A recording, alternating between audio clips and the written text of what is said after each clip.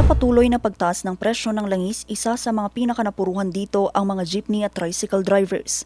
Kaya naman ang pamahalang lungsod ng Tarlac nagpaabot ng tulong pinansyal sa mga tricycle drivers. Noong Miyerkules, April 8, ipinamahagi ng DSWD ang Cash Relief Assistance o Assistance to Individuals in Crisis Situation para sa First Batch o West Cluster sa Tarlac City Civic Center.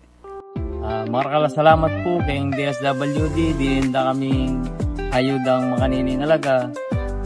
At kang Mayor Susanya po, salamat mo rin po, Mayor. Malaking tulong po para sa amin to sa mga tricycle driver, itong financial assistance po namin na fuel subsidy. Layunin nitong maibsan ang mabigat na gastusin ng mga tricycle driver na umaasa sa araw-araw na biyahe.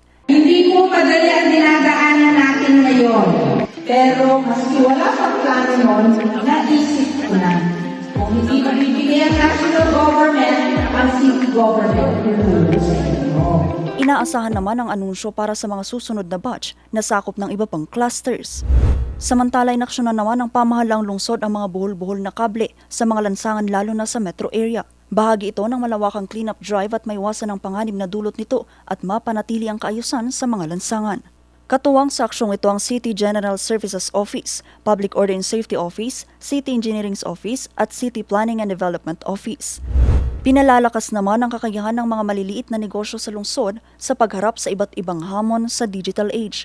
Ito'y sa isinagawang Financial Education at Digital Literacy for MSMEs sa Tarlac City Hall. Dito binigyang diin ang tamang pamamahala ng pananalapi at paggamit ng digital tools para sa paglago ng negosyo. Pinangasiwaan ito ng Bangko Sentral ng Pilipinas, Department of Trade and Industry, kasama ang pamahalang lungsod.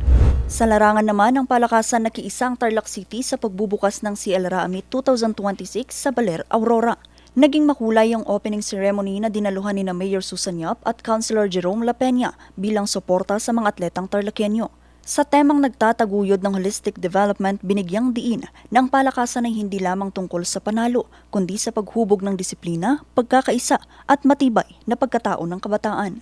Buong pusong sinusuportahan ng Tarlac City ang mga kabataang atleta na patuloy na nagbibigay karangalan sa rehiyon. Vanessa Bugtong, Nation on the Move.